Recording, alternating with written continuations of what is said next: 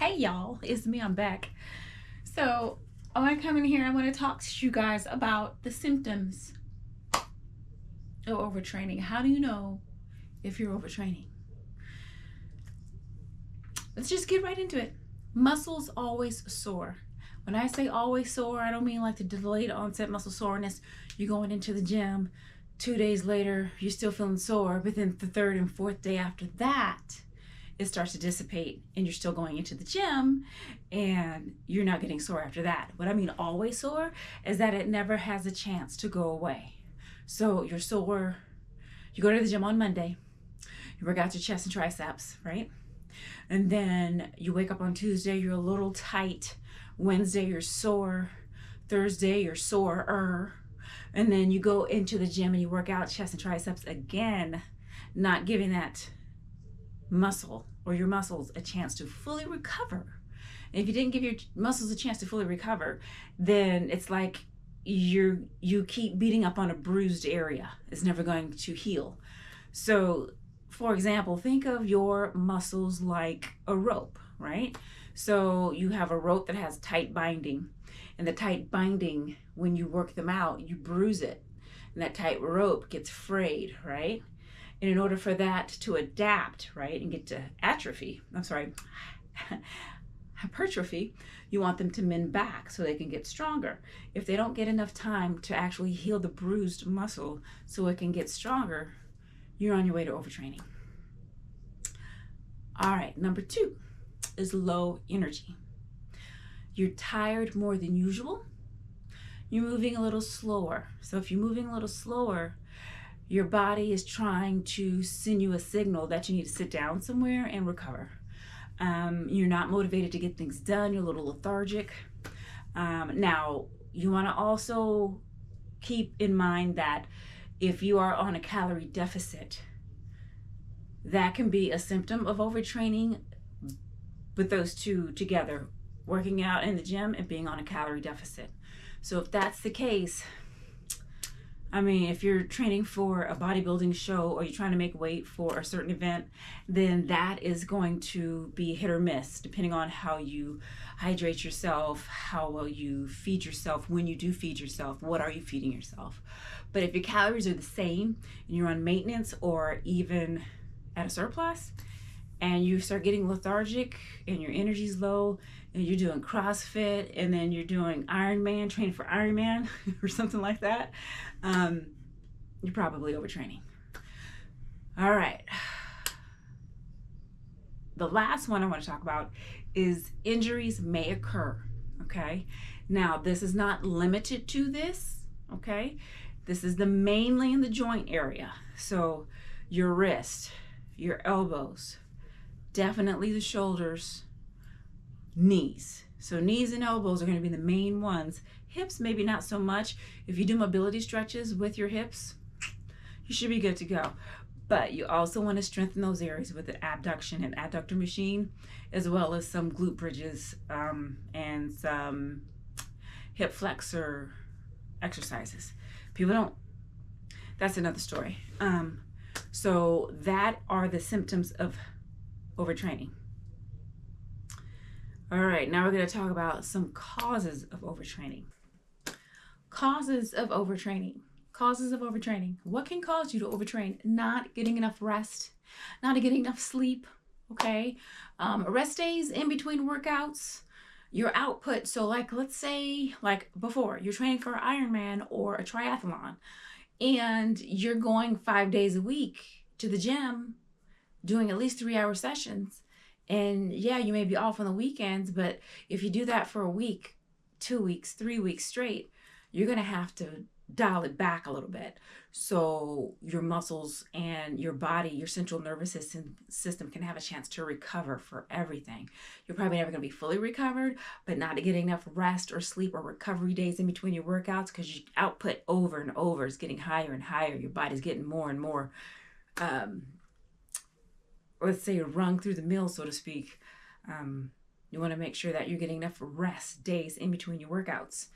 And what about your sleep? Are you getting interrupted sleep at night? Do you wake up 2 or 3 times out of the night, even though you're going to bed at 9 o'clock and you get up at 6?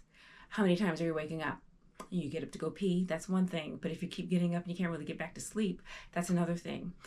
Going to bed late, waking up early, over day in, day out, your body is not getting enough recovery time to repair what it needs to repair. Okay, so that's going to be very important. Sleep, you cannot, oh, I'll just make that sleep up. There's no such thing. You can't make your sleep up.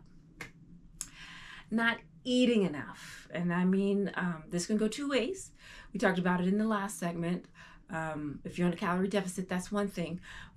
But if you're eating in volumes to where, you know, you feel like you're getting your calorie intake and you're hitting your maintenance or your surplus, is it of the right foods for the energy you're expending? So I'm talking about your performance of how much percentage of carbs, how much percentage of fat, how much percentage of protein you're eating throughout the day and throughout the weeks. And on your recovery days, does your calories go down or do they stay the same? Or do your macronutrients of carbs, fats, and proteins, do those percentage of numbers change on the total calories you're eating? For example, you're doing a low carb diet and you're teaching 10 spin classes a week and you're weight training 5 times a day. That's not the right energy of food to support that type of output. That was one of my examples that I did back in the day, and that would have been 2016, going into my first show. So yeah, that was pretty interesting. So that's an example of that. Now we're going to talk about dehydration is another cause of overtraining. So if you're dehydrated and you're not drinking enough water, you're not putting the water back in from your sweat. So let's say like those 10 spin classes a week that I've done, did I put the minerals back? Did I have an electrolyte? Any type of minerals, magnesium, potassium, calcium, all that stuff? Was I putting that back in my body? No, I was not. And I was getting these ticks and twitches in my muscles and I didn't understand why. Honey, that was why. Sweating it out, you got to put it back. And that's also going to cause you to not be as flexible as you should be. You know, the fluids that are in your joints, the synovial fluids, that if you're dehydrated, some of that stuff goes down. The volume of your fluids go down because you don't have enough liquids to produce. Like, we're 70% water, so they say. So if we're 70% water, we don't put those back. Our muscles get tight. The minerals that you don't put back, they get even tighter and they start spasming. So make sure that you put back the hydration. You make sure you stay hydrated, so you don't reduce your performance. Okay. Now we're going to talk about how to avoid overtraining. All right. How do we avoid overtraining? Know what your proper resting protocol should be for the particular training you are doing. For example, 5 days a week at the gym, 2 days off. You're doing upper and lower body split. 60 to 90 days, you will need to take at least 4 to 7 days off, depending if you're at a 60-day or a 90-day. That means no jogging, no Stairmaster, no elliptical, no recumbent bike, no spin class, no Pilates class, no yoga, nothing. You are just not doing anything that is physically related to working out, okay? This is mainly to keep your joints healthy and to reset your body to keep progressing, okay? Because you're going to only go so far. Your joints are only going to take so much. You can only go so heavy before you need to reset and start again. All right, the timing of meals. All right, this is going to be important. And what is in your meal? What does it consist of? If you go to the gym at 11 a.m., your meals should be at the same time every day. Your breakfast should be your breakfast time, your snack should be your snack time, or your pre-workout meal time. Then you work out, and then you have your post-workout, and then you have your lunch, another snack, and maybe dinner. Or if you intermittent fast, you don't have anything in the morning, but you did have a good dinner at night, okay? So your body's readily available of the proper fuel sources, depending on the training you're doing at 11 a.m. You intermittent fast, you go to the gym at 11, then you break your fast with your post-workout shake and your dry carbs or your naked carbs, whatever you want to call them. And then you start eating with your eating window throughout those times. All right. when you have the proper fuel stored and it's readily available, speaking of the dinner the night before, your AM, your 11 a.m. So let's say you break your fast. You break your fast at 1:30, 2 o'clock, okay? Maybe let's just say 2 o'clock. So 2 to 10 is your actual feasting time. So let's say somewhere throughout the latter part of those 8 hours, heading into the 10 o'clock hour or toward the 10 o'clock hour, you have something like a casein derived protein, okay? Whether it's cottage cheese, whether it's chocolate milk, whether it's casein protein shake, or yeah, one of those three. Let's just choose those. That's going to support your muscle recovery throughout the night to set you up for success when you go into the gym fasted at 11 a.m. Now, what's not going to be conducive is if you didn't have any protein, let's say the last 4 hours of your eating window, you're kind of setting yourself up to get into that overtraining, because you want to make sure you have your protein percentage for your workout. Very much. My husband is singing the dog song in the so if you hear some howling, they sing along with him. Oh, you said rah rah. Can you hear that? But anyway, so yes, if you have the proper nutrition timed with your workout, if you work out the same time every day. Now, if you don't work out the same time every day, you want to make sure that you are planning your meals around your workout time so you can perform the best that you can in that gym. You're there to make gains, and what you do outside the gym is what counts, okay? Your sleep, your hydration, your food, okay? And of course the proper mobility, which goes into your gym time. So now it's time for the bonus, okay? If you can look into the future and say, I feel overtrained today. I know I'm overtrained today, so I'm going to take today off. Or I know how to enter the gym today because I know that I'm overtrained today. I'm not going to go hard in the paint. I'm going to back off about 60% in my workout, and everything feels good. Everything feels golden. I'm going to tell you how to get that done.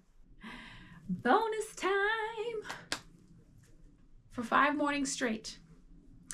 Upon waking, you're going to lay still 3 to 5 minutes, right? You're going to take your pulse, 2 fingers right here between your wrists.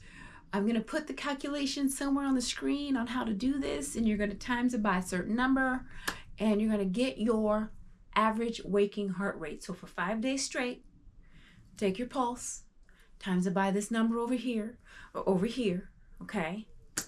Normal heart rate, according to the people who think they know us and how we're going to live our lives, say it should be 70 but below 100, okay? That is normal depending on your body's homeostasis, okay? For an endurance athlete, okay, we go a little lower, you know, some people's resting heart rate can be 38, but that's because their heart is conditioned not to work as hard. Okay, so once you get your average waking heart rate, if at any time your heart rate is 10 to 15 plus above your average waking heart rate, you are on your road to overtraining, my friend.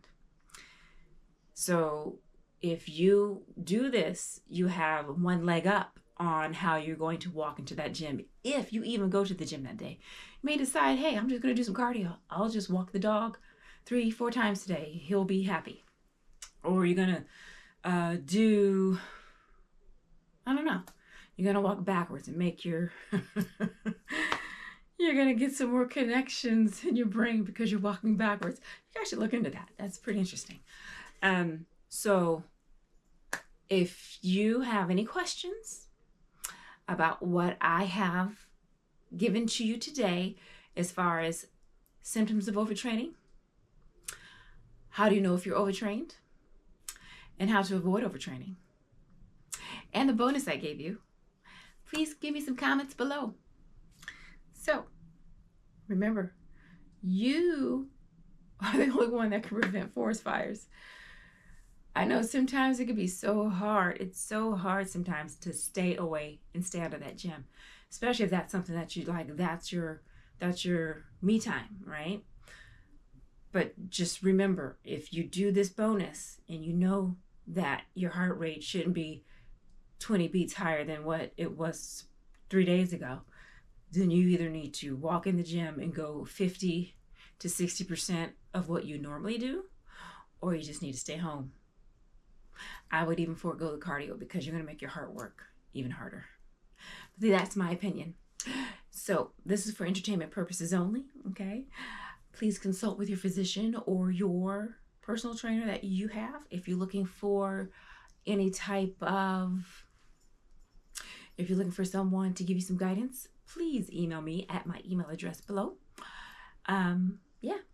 Remember, guys, don't take life so seriously and have fun, and don't take anything for granted. All right, guys, talk to you later.